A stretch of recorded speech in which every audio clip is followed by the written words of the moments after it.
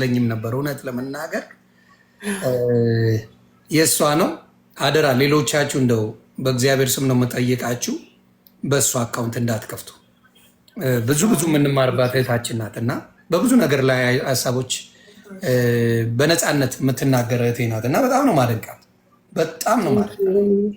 በነፃነት የምትናገር ናትና አሁን ግን በጌታ ፍቅር ሞር ፎከሷ ወደ ክርስቶስ ሆኗል። ሁሉንም መፍትሄ የሚሰጠው እሱ ስለሆነ እሱን ብላ ስታወራኝ እኔ ራሱ ተደነቅኩኝ። ስለዚህ ክበሪልኝ እና አንቺ የምትይውን እንስማ።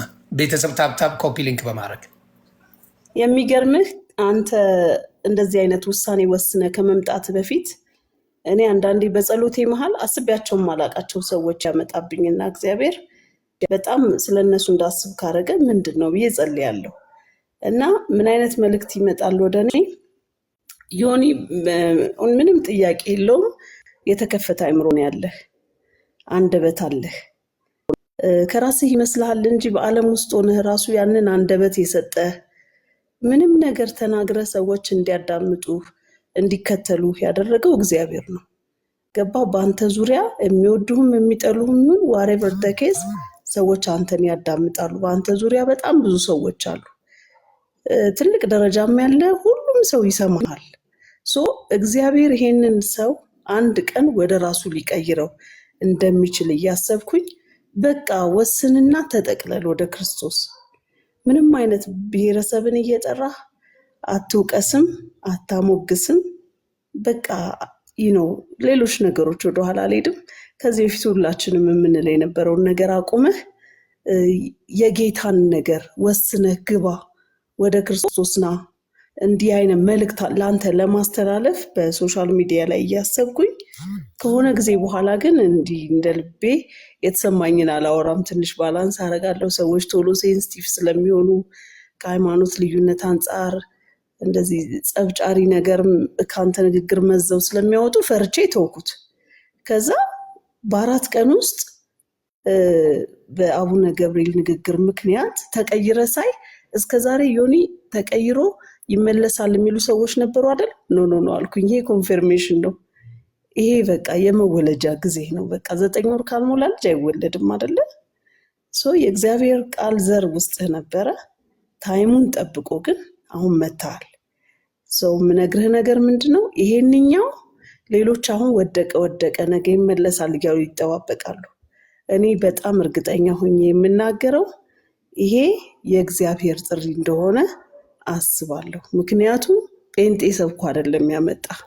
እንዳልከው ኦርቶዶክስ ውስጥ በጣም የተወደዱ ወንጌል የገባቸው ትልልቅ ሰዎች አሉ። በጣም ብዙ ክርስቶስን የሚወዱ እውነተኛውን ወንጌል የሚከተሉ አባቶች አሉ፣ ምዕመናን አሉ። አንተን በእነሱ በኩል ነው ጌታ ያገኘ። አሁን የገባህበት ህይወት ምን አይነት እንደሆነ ልንገርህ። የሆነ ሀገር ስትሄድ ትኬት ትቆርጣለህ አይደል? መሄጃና መመለሻ። ይሄ ግን ዋን ዌይ ትኬት ነው፣ መመለሻ የለውም። ከተመለስክ ሰይጣን ይበቀልሃል። ዩሲ ስለዚህ የገባህበት ህይወት ኖርማሊ እሱን የጠራህ ራሱን የጠራህ እጄ መዳፍ ላይ ቀርጫችኋለሁ ማንም ሊያወጣችሁ አይችልም ስለሚል አትወጣም። እንደገና ክርስቶስ የወደዳቸውን እስከ መጨረሻ ወደዳቸው ስለሚል ከአንተ ሁኔታ ተነስቶ አይጠላህም። አንድ ነገር ማሰብ ያለብህ የገባህበት ህይወት መንገዱ ወደፊት እንጂ ወደኋላ የለውም።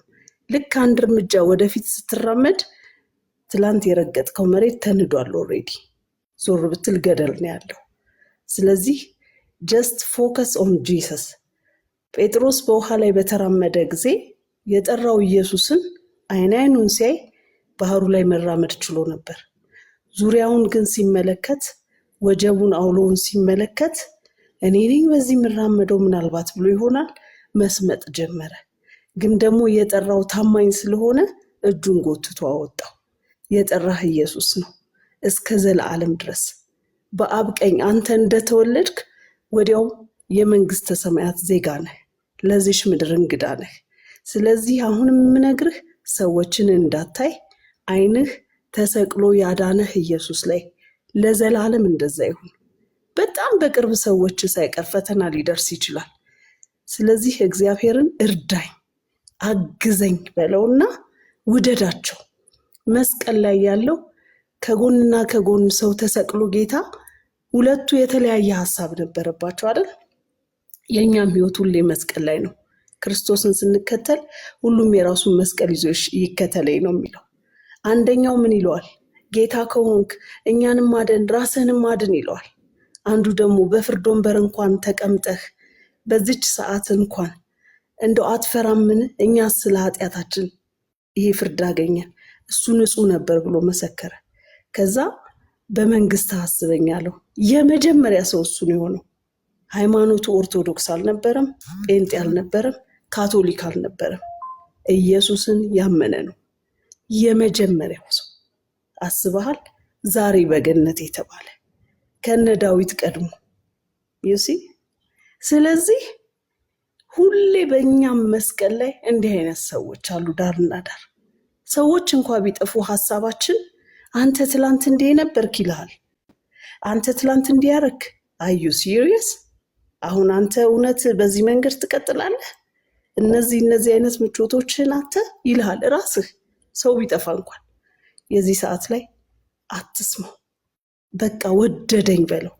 በበደላችን ሙታን ሳለን የወደደን ክርስቶስ አሁንማ ወደነው ስንከተለው በፍጹም አይጠላንም። አሁንማ ልጆቹ ሆነን በፍጹም በድካማችን የሚራራልን ሊቀ ካህን ያለን ፍጹም እሱ ብቻ ነው።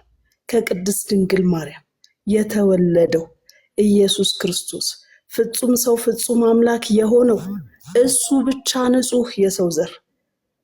እኛማ ኃጢአተኞች ከአዳም የወረስነውን ኃጢአት በሱ ደም ያጠብን። ስለዚህ ጌታ ከኛ ምንም አይጠብቅም።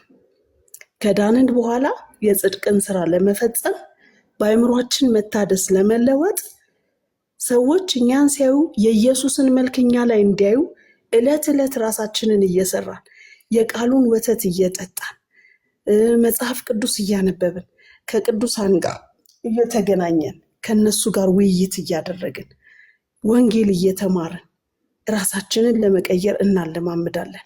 ዩሲ የገባንበት ህይወት ይሄ ነው እንጂ እስክንሞት ድረስ እንፎርሻለን። እስክንሞት ድረስ ሌላ ነገር እናደርጋለን። ቅዱስ ጳውሎስ ምን አለ?